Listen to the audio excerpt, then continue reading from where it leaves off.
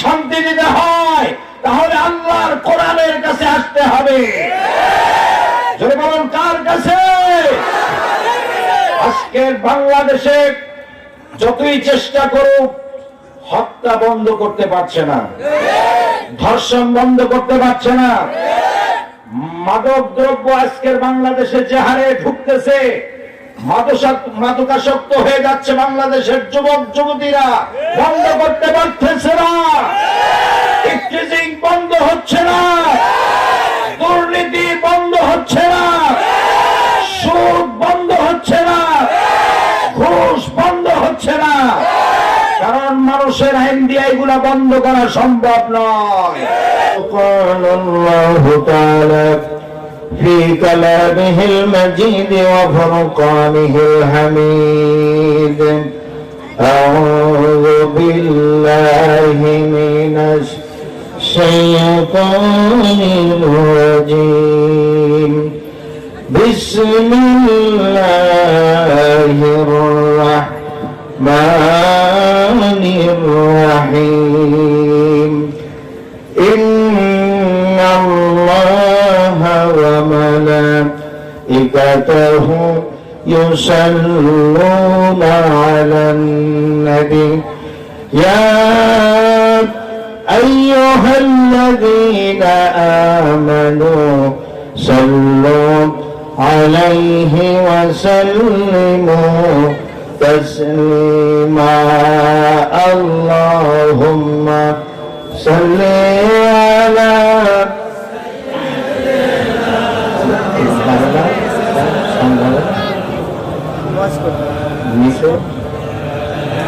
وعلى آل سيدنا مولانا محمد।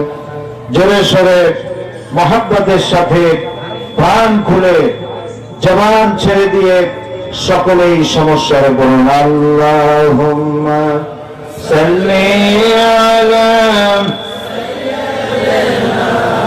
مولانا محمد وعلى آل سيدنا مولانا محمد بلغ العلا بكماله كشف الدجى بجماله حسنت جميع خصاله صلوا عليه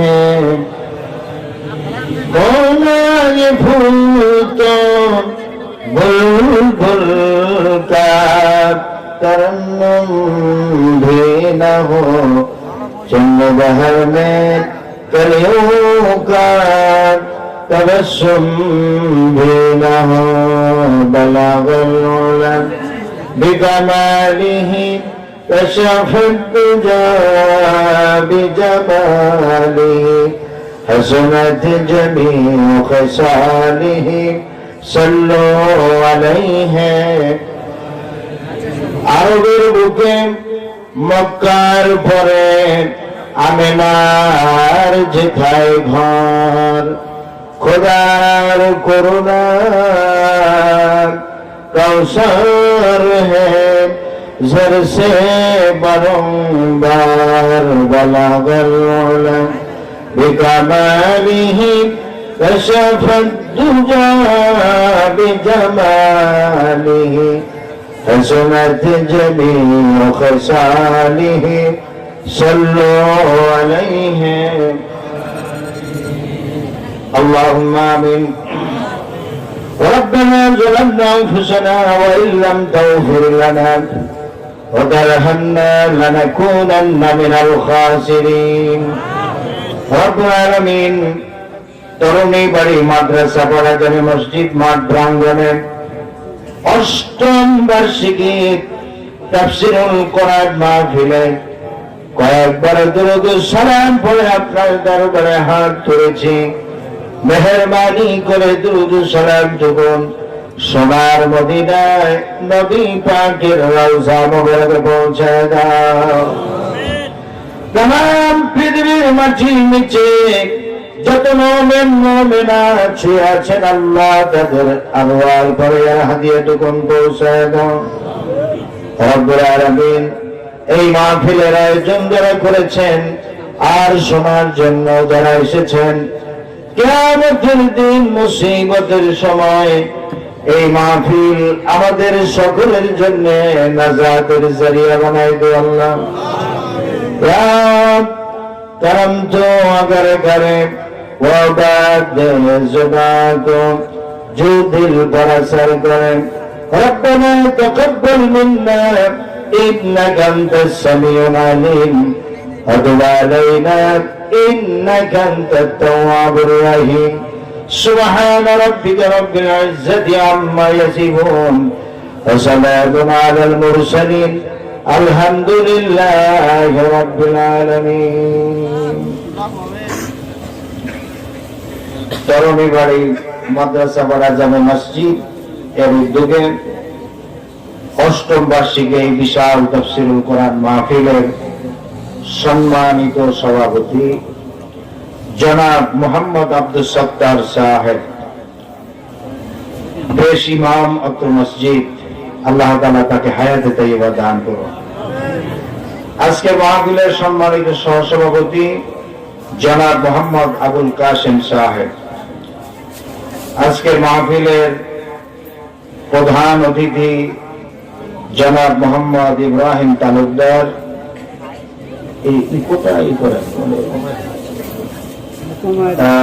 নবনির্বাচিত চেয়ারম্যান 4 নং পলাশবাড়ি ইউনিয়ন পরিষদ। আজকের মাহফিলের দ্বিতীয় বক্তা হাফেজ মাওলানা মুফতি মজবুর হুদা সাহেব, আতালাল্লাহু উমরাহু ওয়া বারাকাল্লাহু ফি হায়াতি। তৃতীয় বক্তা মাওলানা মোহাম্মদ নুরুন নবী সাহেব। বিশেষ অতিথিবৃন্দ, আমন্ত্রিত মেহমানবৃন্দ, মঞ্চে ভূমিষ্ঠ হাজারাত উলামায়ে কেরাম, মাশায়েখে এজাম, সম্মানিত মুসল্লিয়ানে কেরাম, আমার দিনদার ইমানদার ইসলাম প্রিয় কোরআন প্রিয় দিন দরদি মুসলমান ভাইরা, পর্দার আড়ালে আমার সম্মানিতা শ্রদ্ধেয়া মা এবং বোনেরা, আসসালামু আলাইকুম ওয়া রাহমাতুল্লাহি তাআলা ওয়া বারাকাতুহু। আমরা মহান আল্লাহ সুবহানাহু ওয়া তাআলার দরবারে লাখো কোটি সাজুদ পেশ করছি, শুকরিয়া জ্ঞাপন করছি যে আল্লাহ তাবারক ওয়া তাআলা আমাদেরকে আজকের এই আজিম ও শান তাফসীরুল কোরআন মাহফিলে আসার বসার তৌফিক যে মুনিব, যে মালিক, যে রব আমাদেরকে সুযোগ করে দিলেন, সেই মালিকের আলী শানে শুকরিয়া আদায় করার প্রয়োজন আছে না নাই? মুসলমান হিসেবে আমরা জীবনের সকল ক্ষেত্রে সব সময় প্রতিটা মুহূর্তে আমরা প্রশংসা আদায় করব কার? All praises for Allah, the Lord of the world. সমস্ত প্রশংসা, যাবতীয় প্রশংসা ওই আল্লাহ সুবহানাহু ওয়া তাআলার, যিনি বহুমাত্রিক জগতের রব, তার প্রশংসা। ঠিক কিনা বলেন?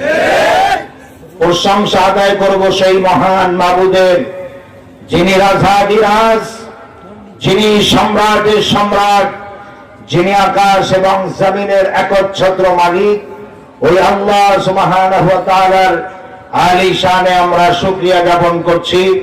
সকল প্রকার জড়তা, দুর্বলতা, সংকীর্ণতা, হীনমান্যতা ঝেড়ে ফেলে ঈমানের বলে বলিয়ান হয়ে সকলেই জজবা, ইশক এবং মহব্বতের আমেজ মিশিয়ে সমস্বরে বুলন্দ আওয়াজে আকাশ বাতাসকে মুখরিত করে নিজেকে উজাড় করে বিলীন করে বজ্র নিনাদে ফেটে পড়ে চিৎকার মেরে সকলে বলুন আলহামদুলিল্লাহ। রব্বানা লাকাল হামদ হামদান কাসীরান তাইয়িবান মুবারাকান ফীহি ইয়া রাব্বি লাকাল হামদু কামা ইয়ানবাগি লিজালালি ওয়াজহিকা وعظيم سلطانك সকলে বলুন সুবহানাকা লা ইলমা লানা ইল্লা মা আল্লামতানা। এই ছেলে এই শোনো শোনো শোনো শোনো, কি তোমার সমস্যা? কেন লাগতেছে? আমি সামনে আছি, তুমি সামনে তো বেশি সব পাবো। ওই যে আমার সামনে তুমি বেশি সব পাবা, পিছনে গেলে কম সব। সকলে বলে রব্বি জিদনি ইলমা, রব্বি ইয়াসসির ওয়ালা তুআসসির ওয়াতাম্মিম আলাইনা বিল খায়র। রব্বি ইশরাহ লি সাদরি ওয়ায়াসসির লি আমরি ওয়াহলুল উকদাতাম মিন লিসানি ইয়াফকাহু কওলি। সকলে বলুন আল্লাহুম্মা আতিনা ইলমান নাফিআন ফাহমান কামিলান যিহনান যাকিয়া। লাখো কোটি দুরূদ এবং সালাম পাঠ করছি সেই মহান আল্লাহ সুবহানাহু ওয়া তাআলার শ্রেষ্ঠ নবী, যিনি সৃষ্টির শ্রেষ্ঠ এবং প্রধান আকর্ষণ, বিশ্ব সবার সভাপতি, সমস্ত নবী রাসূলগণের মাথার মুকুট, শামসুল হিদায়া, বদরুদ্দুজা, সাইয়্যিদুস সাকালাইন, ইমামুল মুরসালিন, খাতামুন নবিয়্যিন, শাহনশাহে রিসালাত, নবিউল আম্বিয়া, সরকারে দো জাহান, সুলতানুল মদিনা, হুজুর আকরাম নূরে মুজাসসাম নূরুন আলা নূর, সাইয়্যিদুনা হাবিবুনা শাফিঈনা মাওলানা মুহাম্মদ সাল্লাল্লাহু আলাইহি ওয়াসাল্লামের উপরে যার পূর্ণতা, যার প্রশংসা উচ্চতার সর্বোচ্চ সোপানে উপনীত, বলেন সুবহানাল্লাহ। আধার রজনীর অমানিসা, যার আলোকচ্ছটায় দুরূহিত এবং তিরোহিত, যার চারিত্রিক সুষমা সৌন্দর্য, পূর্ণতার, উচ্চতার, সফলতার, সৌন্দর্যের, সৌকার্যের হিমাদ্রি শিখরে বিরাজিত, দুরূদ এবং সালাম সেই বিশ্ব নবীর উপরে এবং তার পরিবার পরিজনের উপরে। সকলে আপনারা আমার সাথে পড়ুন, আসসালাতু ওয়াসসালামু আলাইকা ইয়া রাসূলুল্লাহ, আসসালাতু ওয়াসসালামু আলাইকা ইয়া হাবিবাল্লাহ, আসসালাতু ওয়াসসালামু আলাইকা ইয়া সাইয়্যিদাল মুরসালিন, আসসালাতু ওয়াসসালামু আলাইকা ইয়া রাহমাতাল লিল আলামিন। সকলে বলুন আলহামদুলিল্লাহ। সম্মানিত আমার প্রিয় ভাইরা, আজকের মাহফিলে আসতে পেরে, বসতে পেরে আপনারা খুশি না বেজার? অল্প না বেশি? রাত একটু বেশি হয়েছে, তাতে আপনারা কি মনে কষ্ট পাচ্ছেন? যদিও আমাকে প্রায় মাহফিলেই রাত 10টায় মঞ্চে উঠায়, কিন্তু এখানে পরিচালক যারা, তাদের হয়তো এদের অভিজ্ঞতা, এক্সপেরিয়েন্স হয়তো ওইভাবে হয় নাই, যার কারণে তারা বুঝতে পারে নাই প্রধান বক্তাকে রাত কয়টায় উঠাতে হয়। প্রত্যেকটা জিনিসের একটা যৌবনকাল আছে। মানুষের যৌবনকাল হচ্ছে যেমন 18 বছর থেকে 40 বছর পর্যন্ত মানুষের যৌবনকাল। একটা মাহফিলের যৌবনকাল হলো রাত 9টা থেকে 11টা। তো সে যৌবনকাল যখন শেষ, বার্ধক্যে উপনীত হয়েছে, তখন আমাকে উঠানো হয়েছে। তারপরে যাই হোক, এরা আমার কাছ থেকে বলেছে যে হুজুর মাফ করবেন, আমরা বুঝতে পারিনি, ভবিষ্যতে আমাদের এই ধরনের ভুল হবে না, ভবিষ্যতে আমরা এই বিষয়টা খেয়াল রাখবো। তো আপনারাও ক্ষমা সুন্দর দৃষ্টিতে দেখবেন, আমি বেশি সময় আপনাদের কষ্ট দেব না। যেহেতু বেশি রাত্রে আমাকে উঠানো হয়েছে, টার্গেট ছিল একটু বেশি সময় আলোচনা করার, সেই সুযোগ আর হচ্ছে না। এই কারণে ফজরের নামাজের চিন্তা তো আছে, ঠিক না? বেশি রাত্র করলে যেমন আপনাদের ক্ষুধা পেয়েছে, অনেকের ঘুম পেয়েছে, আবার ফজরের নামাজের চিন্তাও আছে। এর জন্য বেশি সময় আমি আপনাদেরকে কষ্ট দিতে চাই না। তবে যতটুকুন কথা বলবো, যতটুকুন সময় আপনারা মনোযোগ সহকারে আল্লাহর কোরআনের কথা শুনতে রাজি আছেন? রাজি নাই কে কে হাত জাগান তো।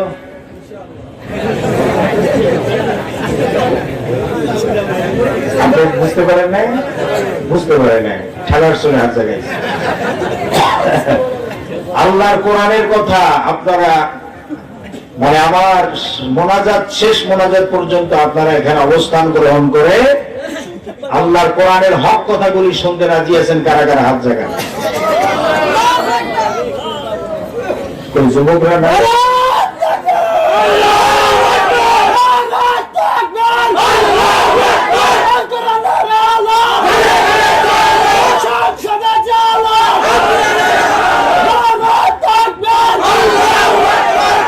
আলহামদুলিল্লাহ।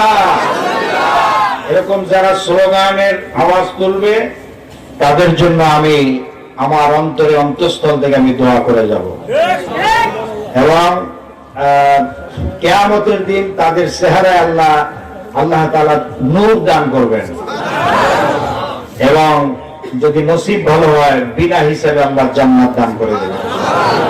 কারণ আল্লাহ তাআলা এইভাবেই চান।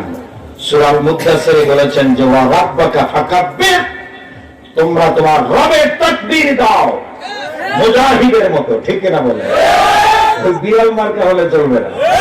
মুসলমান হলো বীরের জাত, মুসলমান বিড়ালের জাত নয়, মুসলমান হচ্ছে সিংহের জাত, মুসলমান বিড়ালের জাত নয়। সুতরাং আমাদেরকে সেই বীরের মতোই আওয়াজ তুলতে হবে। এই গত 30টা বছর মহিলাদের আঁচলের নিচে থাকতে থাকতে, মহিলাদের আঁচলের নিচে থাকতে থাকতে এদেশের মুসলমানদের চরিত্র মহিলা স্বভাবে পরিণত হয়েছে। উচ্চ কণ্ঠে কথা বলতে পারে না, তাকবীর দিতে বললে তখন ঝিমাই ঝিমাই আল্লাহু আকবার। এটা মুসলমানদের তাকবীর নয়, এটা হলো মুনাফিকের তাকবীর। মুনাফিকরা আল্লাহর শানে যে তাকবীর, এই তাকবীর মুনাফিকরা সহ্য করতে পারে না। তাকবীর শুনলে কাফের আর মুনাফিকদের কলিজায় যন্ত্রণা শুরু হয়, ব্যথা পায়, থর থর করে কেঁপে ওঠে, আর মুমিনদের কলিজায় ঈমানের আগুন জ্বলে ওঠে। সুবহানাল্লাহ বলুন। কথা শুরু করব, কিন্তু মাঝখানে যে আবার ব্রেক দিলে সমস্যা হবে, ঠিক কিনা? এর জন্য একটা কাজ সারতে চাই। কর্তৃপক্ষ এই মাহফিলটি করতে গিয়ে খুব টাকা পয়সা হিমশিম খাচ্ছে, এটা আগে থেকে আমি টের পেয়েছি। তারা অর্থনৈতিক ভাবে খুব দুর্বল অবস্থায় আছে। আমাকে অনুরোধ করেছিল, হুজুর একটু রুমালের কালেকশনটা আপনি করে দিবেন। আর কথা তো আমি শুরু করলে আবার মাঝখানে ব্রেক দেওয়া যাবে না, এর জন্য আগেই সেরে নেই। ঠিক কেনা বলেন? আপনারা রাজি আছেন তো? এই যুবকরা কোথায়? রুমাল কালেকশন হয়েছে? তারপরে তো আমাকে বললো যে আপনারা একটু, হ্যাঁ আচ্ছা আমি আলোচনা চালাই যাবো। আচ্ছা আপনারা বুঝছেন, আবার আমাকে দোষ দিয়েন না। এই মাঝখানে হাঁটে কে দেখেন তো? এই ভাই, এই যুবক না পড়া দেখেন তো, লুঙ্গি পরা না কি পড়া দেখেন? বসেন, ঠিক আছে, ঠিক আছে। হ্যাঁ, কালেকশন আর হবে না, মুরব্বীরা বলেছে হবে না। যাই হোক, আমি তাহলে মোটামুটি বেঁচে গেলাম নাকি? আমি তো প্রধান বক্তা হিসেবে কোথাও কালেকশন করি না, আর কালেকশন করতে আমার মামা নিষেধ করেছে। কারণ হচ্ছে তিনি বলেছিলেন, আল্লামা সাঈদী, তিনি বলেছেন যে মাহফিলে তোমার দ্বারা কালেকশন করাবে ওই মাহফিলে দাওয়াত নিবা না। তিনি বেশি না, জেলখানায় যাওয়ার একদিন আগে অনেকগুলো নসিহত করেছেন।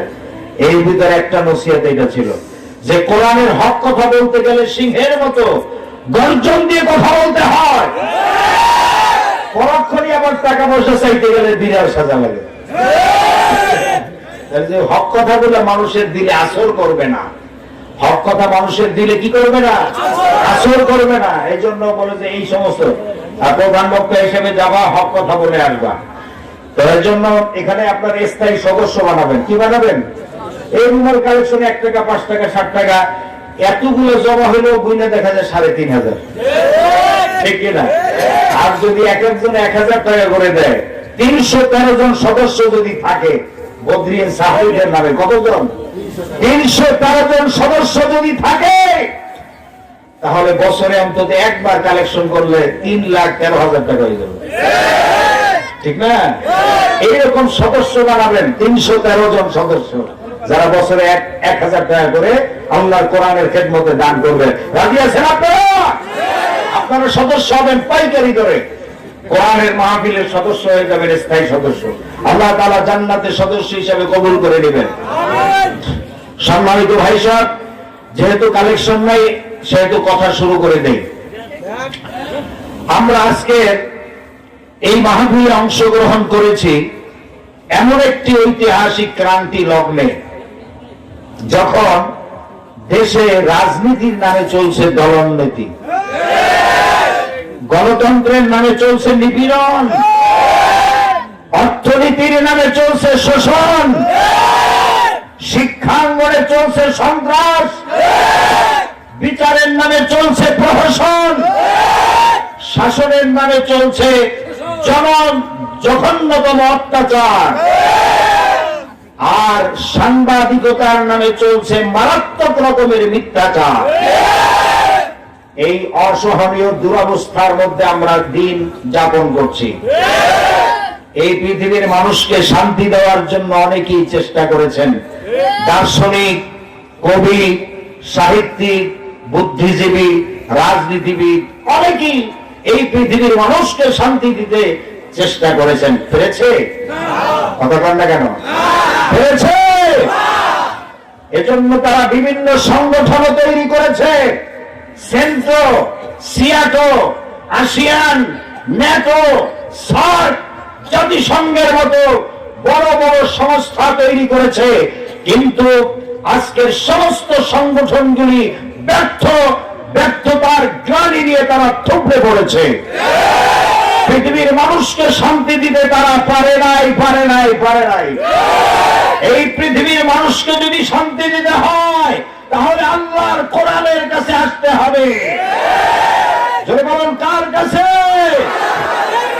আজকের বাংলাদেশে যতই চেষ্টা করুক, হত্যা বন্ধ করতে পারছে না, ধর্ষণ বন্ধ করতে পারছে না, মাদক দ্রব্য আজকের বাংলাদেশে যে হারে ঢুকতেছে, মাদকাসক্ত হয়ে যাচ্ছে বাংলাদেশের যুবক যুবতীরা, বন্ধ করতে পারতেছে না। ইফটিজিং বন্ধ হচ্ছে না, দুর্নীতি বন্ধ হচ্ছে না, সুদ বন্ধ হচ্ছে না, ঘুষ বন্ধ হচ্ছে না। কারণ মানুষের আইন দিয়ে এগুলা বন্ধ করা সম্ভব নয়। বন্ধ করতে হলে আল্লাহর আইনকে বাস্তবায়ন করতে হবে। এই জমিনটা কার? এই জমিনে আল্লাহর আইন এস্টাবলিশ করতে হবে, আর সৎ লোকের শাসন কায়েম করতে হবে। বাংলাদেশের জমিনে কোরআনের আইন চালু হোক, সৎ লোকের শাসন চালু হোক। এটা কি আপনারা চান? কারা কেউ চান? হাত ধরে আল্লাহকে দেখা দেবে।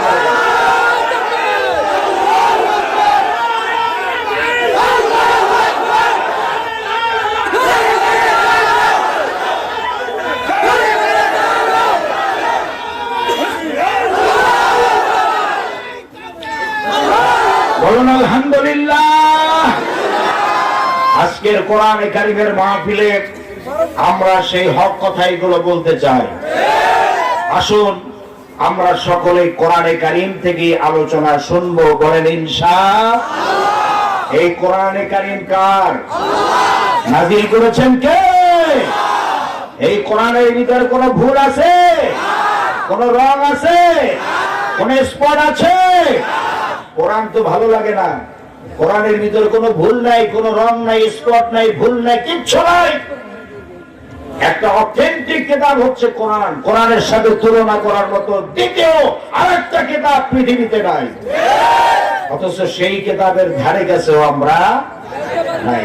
जुज़दान हरीरा और रेशम की और फूल सितारे चांदी के, फिर आतुर की बारिश होती है, खुशबू में बसाया जाता हो। কোরআনকে আমরা জুজদানের ভিতরে সুন্দর করে প্যাকেট করে রেখে দেই, যেখানে ফুলের ঘ্রাণ আছে, যেখানে আতর গোলাপের ঘ্রাণ আছে, সেখানেই কোরআনকে আনা হয়। অথচ পড়ার টেবিলে সিলেবাসে কোরআন নাই। এই পৃথিবীতে মানুষ যত বই লেখে, সমস্ত বইয়ের শুরুতে গ্রন্থকার রাইটার তিনি লেখেন যে আমার বই লিখতে গিয়ে কি সমস্যা।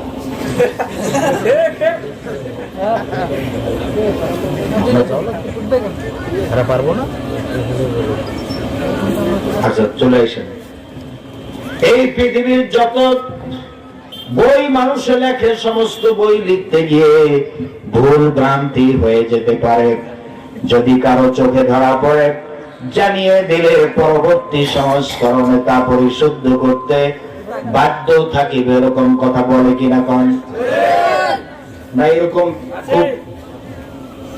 একেবারে হ্যাডামগিরি দেখায় কি কেউ বলে নাকি যে আমার বই লিখতে গিয়ে ভুল ভ্রান্তি হয় নাই? এই কথা বলার সাহস আছে কেন? পৃথিবীর কোন মানুষের, কোন রাইটার, কোন গ্রন্থকারের এই সাহস নাই। সকলেই নিজের দুর্বলতা দিয়ে বই শুরু করে। কিন্তু এই একখানা কিতাব তাম পৃথিবীর বুকে অদ্বিতীয় কিতাব। এই কিতাবের রচয়িতা, এই গ্রন্থের অর্থাৎ এই মহাগ্রন্থের মালিক, তিনি এই গ্রন্থ শুরু করেছেন নিজের প্রশংসা দিয়া। কি দিয়া? নিজের প্রশংসা দিয়া। কোরআনে কারীমের কবার খোলা মাত্রই প্রশংসা শুরু হয়ে গেল। আলহামদুলিল্লাহি রাব্বিল আলামিন। পড়েন সবাই, আলহামদুলিল্লাহি রাব্বিল আলামিন। সমস্ত প্রশংসা, যাবতীয় প্রশংসা আল্লাহ সুবহানাহু ওয়া তাআলার, যিনি বহুমাত্রিক জগতের রব, তার প্রশংসা। প্রশংসা হবে কার? আমরা মুসলমানের সন্তান হয়ে দেখবেন রাজনৈতিক মঞ্চে উঠা ওই যে কি বলে অমুক নেতা তমুক নেতার প্রশংসা শুরু করে দেয়। আপনি কোন ফাসিক লোকের প্রশংসা যদি আপনার জবান থেকে বের হয়, ইহতাজ্জাতিল আরশ, আল্লাহর আরশ থর থর করে কাঁপতে থাকে। কোন মুসলমানের জবান থেকে ফাসিক লোকের প্রশংসা বেরোতে পারে না, পারে না, পারে না। মুসলমান প্রশংসা করবে কার?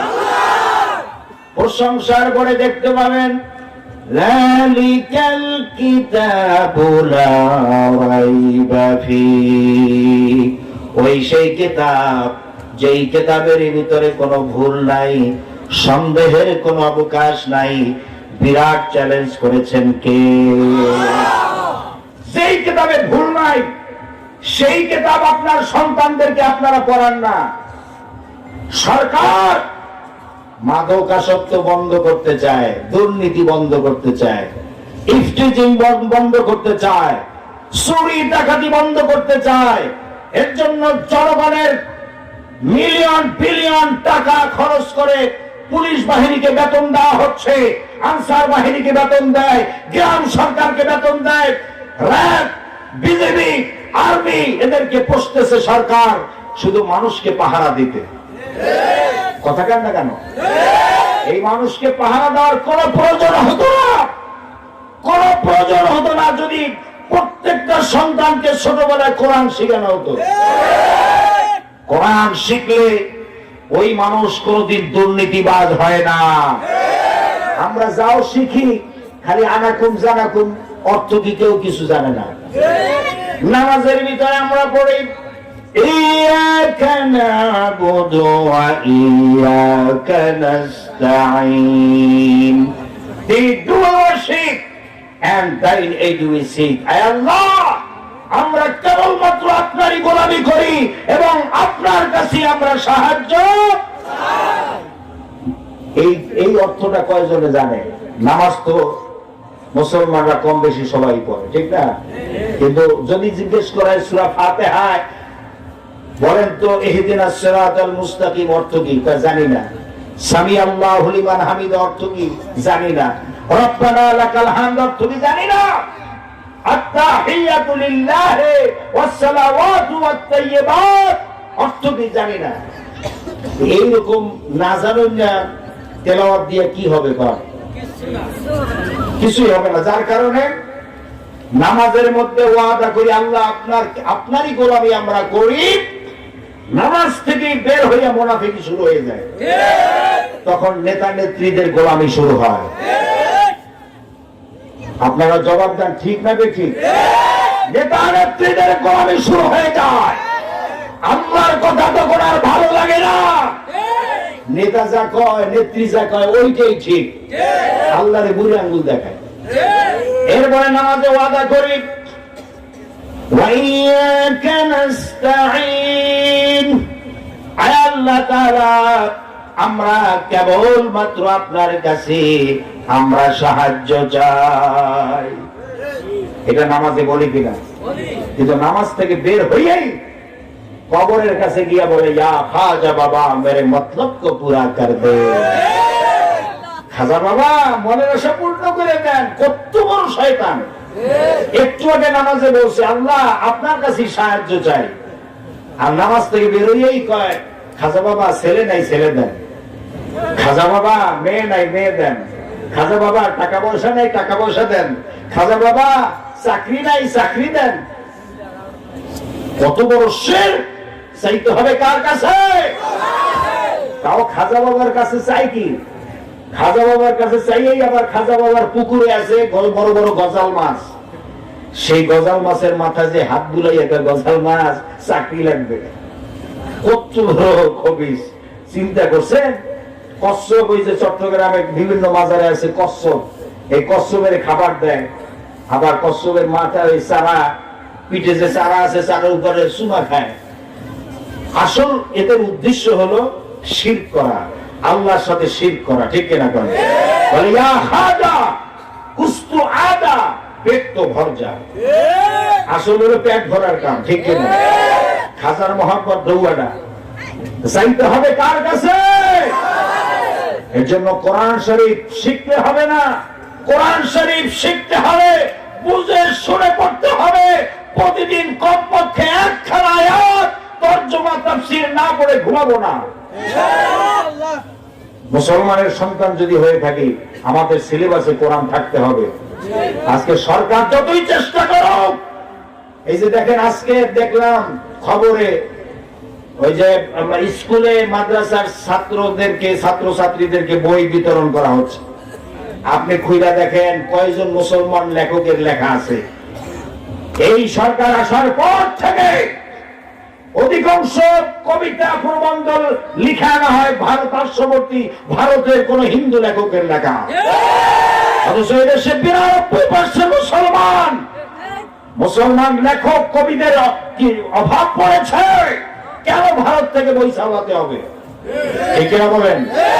ওই যে ছোট ছোট বাচ্চাদেরকে শিখে আনা কুমজান কি বলে হাট্টিমা টিম টিম, তারা মাঠে পারে ঘোড়ার ডিম, খোকন খোকন পায়রা গুলি, তারপরে ভোর হলো দোর হলো। আমি এই সমস্ত কবিতা এ যে এখনো ভর্তায় লাগে, পেশাব করতেও তো লাগে না, ঠিক কিনা? অথচ ছোট্ট সময় বাচ্চারা যখন মুখে বলে আসে তখন কোরআনের আয়াত কি কবিতার চাইতে কি খারাপ? এই যে কবিতা গুলো আছে ওর চাইতে কোরআনের আয়াত আরো সুন্দর না? দেখবেন ছোট্ট ছোট্ট বাচ্চারা সূরা ইখলাস এমনি মুখস্থ পারে, কেমনে যে পারে আশ্চর্য হয়ে যায়। কার কাছে শুনলো, কিভাবে শিখলো? কোরআন হলো সহজ। কোরআন কি সহজ? প্রত্যেকটা মুসলমানের সন্তানকে ছোট্টবেলা থেকে আল্লাহর কোরআন শিখাতে হবে, অন্যথায় আপনি পারবেন না, টিচিং বন্ধ করতে পারবেন না। আপনি চুরি ডাকাতি জেনা ব্যভিচার হত্যা ধর্ষণ ছিনতাই রাহাজানি লুটপাট অশ্লীলতা বেহায়াপনা লুচ্ছাপনা বন্ধ করতে পারবেন না, পারবেন না, পারবেন না যতক্ষণ পর্যন্ত আল্লাহর কোরআন না শিখাবেন। এদেশে আমাদের আন্দোলন করতে হবে। সরকারকে সুস্পষ্ট করে বলে দিতে হবে, ক্লাস একেবারে নার্সারি ক্লাস থেকে ছোট ছোট বাচ্চাদের সিলেবাসে কোরআন দিতে হবে, আল্লাহ রাসূলের হাদিস দিতে হবে। হাবিজাবি কিসসা কাহিনীর চাইতে হযরত আবু বকর সিদ্দিক রাদিয়াল্লাহু তাআলা আনহুর জীবনী, হযরত ওমর রাদিয়াল্লাহু তাআলা আনহুর জীবনী, হযরত ওসমান রাদিয়াল্লাহু তাআলা আনহুর জীবনী, আলী রাদিয়াল্লাহু তাআলা আনহুর জীবনী তাদেরকে পড়াতে হবে। ঠিক কিনা বলুন? এভাবে যদি সরকার এই কোরআন কেন্দ্রিক যদি সিলেবাস করে, এই দেশটা স্বর্ণের দেশে পরিণত হয়ে যাবে। আপনারা জানেন তদানীন্তন আরব সমাজ, যেই সমাজে চুরি ডাকাতি জেনা ব্যভিচার হত্যা ধর্ষণে লিপ্ত ছিল গোটা সমাজ, এক কথায় মানুষ সদাচরণ সত্য কথা বলা পরের উপকার করা ইত্যাদি সম্পর্কে তাদের কোনো জ্ঞান ছিল না। এরকম একটা অসভ্য জাতি যারা দেশ চালাচ্ছিল, সমাজ চালাচ্ছিল, ঠিক না? যারা ধর্মের দিক থেকে ছিল ধর্ম নিরপেক্ষ এবং প্রতিমা পূজারী, নিজেরা মূর্তি তৈরি করে সেই মূর্তি কাঁধে বহন করে চলতো। কথাটা ঠিক কিনা? মূর্তি নিজেরা তৈরি করে সেই মূর্তি কাঁধে বহন করে চলতো রাস্তায়, যে কোন বিপদ যদি হয় এই মূর্তি খোদায় বাঁচাই দেবে। জবাব নাউজুবিল্লাহ বাড়ি যাই করে লেখের মধ্যে এই সাইডের বাইরে নাউজুবিল্লাহ কয়ই নাই, আরো জোরে কান নাউজুবিল্লাহ। বাঁচানোর মালিক কে? দুনিয়ার মানুষের বা কোন মুক্তির ক্ষমতা নাই আমাদেরকে বাঁচাতে, ঠিক কিনা? আমার ভাইয়েরা, জাহেলি সমাজের এক লোক এভাবে মূর্তি বহন করে যাচ্ছিল রাস্তায়, এমন সময় তাকে হাজত পেয়ে বসেছে, অর্থাৎ পেশাব। কি পেয়ে বসেছে? পেশাব। আর চিন্তা করলো যে খোদারের সাথে নিয়ে এই কাম করা যায়, যদি করি তাহলে তো বেয়াদবি হবে, ঠিক না? খোদারের সাথে নিয়ে পেশাব করলে কি হবে? বেয়াদবি হবে। কি করা যায়? একটা গাছের সাথে হেলান দিয়ে দাঁড় করায় রেখে খোদারে নিচে গেছে হাজত সারতে। হাজত সেরে এসে দেখে খোদার মাথা হইতে পা পর্যন্ত পুরাটা ভিজা। মনে করছে যে ফেরেশতারা আইসা রহমতের পানি দিয়ে গোসল করাই দিয়ে গেছে। খোদারে কি আর হাবিজাবি পানি দিয়ে গোসল করানো যায়? ফেরেশতারা মনে হয় রহমতের পানি দিয়ে গোসল করাইছে। এই চিন্তা করে ওই মূর্তির মালিক সে রহমত লাভের আশায় চাটা শুরু করছে। চাপতে গিয়ে দেখে কেমন টক টক ঝাঁঝ ঝাঁঝ দুর্গন্ধ লাগে। ভাবছে যে রহমতের পানি কি এরকম টক টক ঝাঁঝ ঝাঁঝ দুর্গন্ধ লাগার কথা? ঝাঁঝ ঝাঁঝ দুর্গন্ধ লাগার কথা নয়। ডানে বামে তাকায় দেখে যে কাছে একটা কুকুর দাঁড়ানো। হ্যাঁ, কুকুরের নিচ দিয়ে তখনও পানি টপকাচ্ছিল। তখন বুঝতে পারছে যে আসলে রহমতের পানি না গজবের পানি। বুঝে আর পেশাব চাচ্ছে কার? কুকুরের পেশাব চাইতে মেজাজ খারাপ।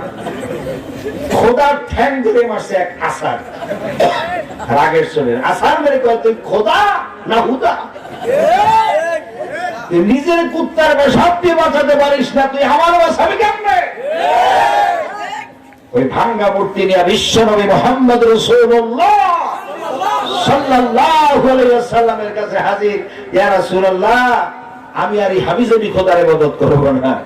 আল্লাহ রাসূল বলে তোমার খোদা এরকম ভাঙ্গা কা? হুজুর এই ঘটনা ঘটছে, কুত্তার পেশাব ছাড়াইছে আমার। আল্লাহর নবী হাসলেন। আপনারা যেরকম হেসেছেন বিশ্ব নবী এরকম হেসেছিলেন। আল্লাহ রাসূল যখন হাসতেন মুস্কি মুস্কি হাসতেন।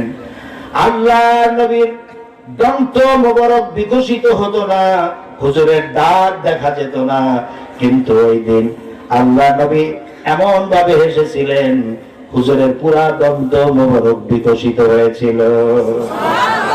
আল্লাহ নবী বলেন তাহলে আমার কাছে আসছো কেন? বলে হুজুর এসেছি এই কারণে যে আপনি আমাকে তাওহীদের কালেমা পড়ায় দেন।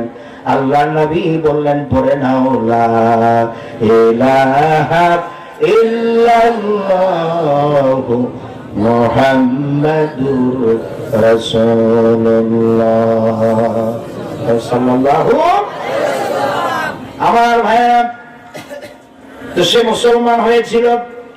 এভাবে করে মক্কার লোকগুলি, জাহিলি সমাজের লোকগুলি, তাদের জৈবিক চাহিদা মেটানোর জন্য একটা নারীর প্রয়োজন হতো, কিন্তু সেই নারীটা কার মেয়ে, কার বোন, কার স্ত্রী দেখার কোন প্রয়োজন মনে করতো না।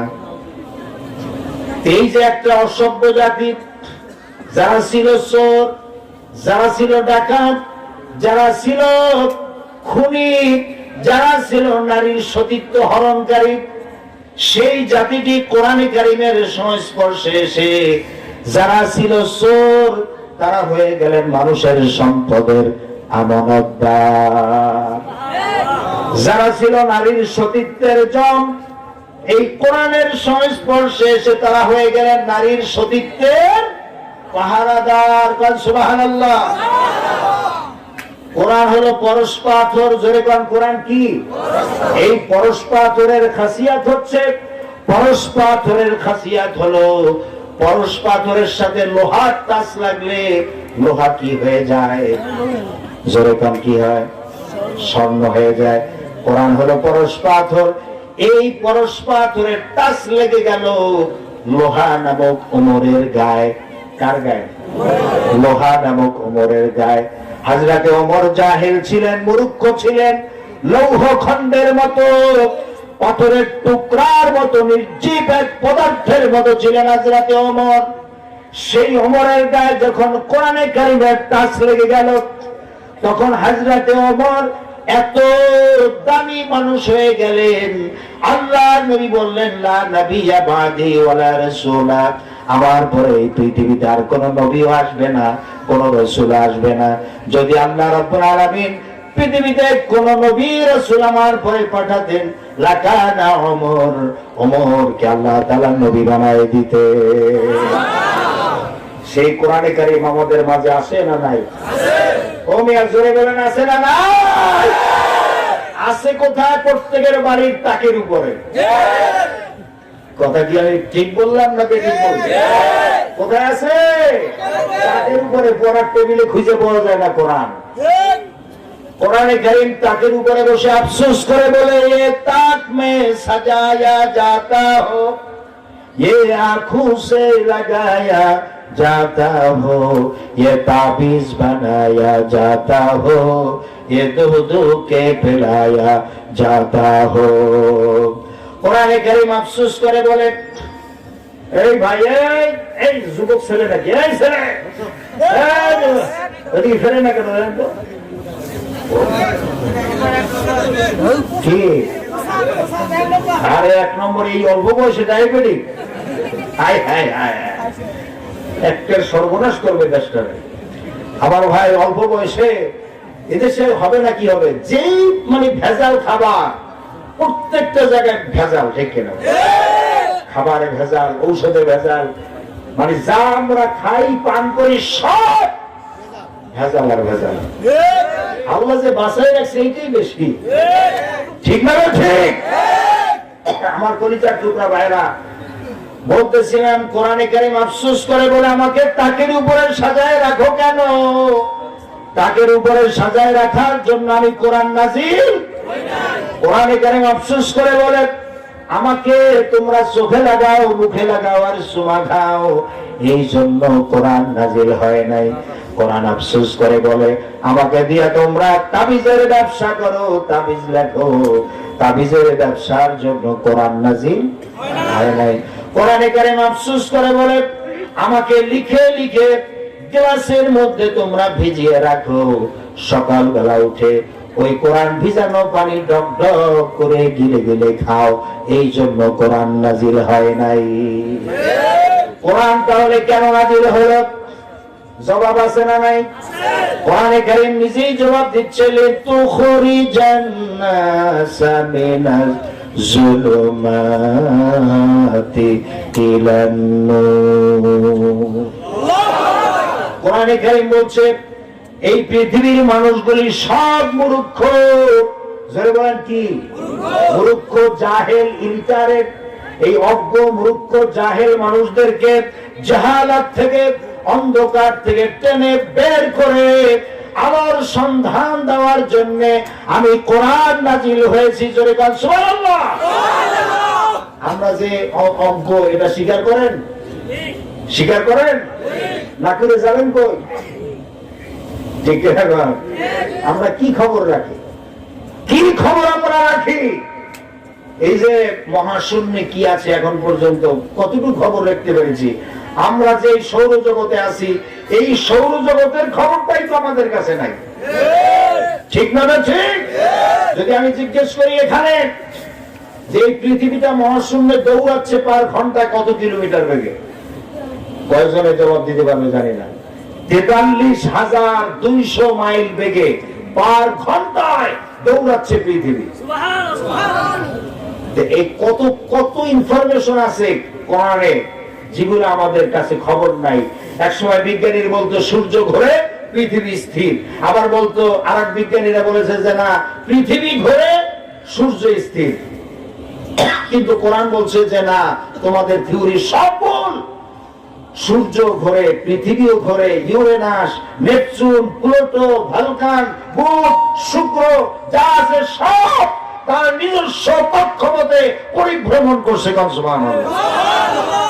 কোরআনের কাছে আছে সত্যিকার জ্ঞান, অথেন্টিক জ্ঞান আছে কার কাছে? কোরআনের কাছে। সুবহানাল্লাহ বলবেন না?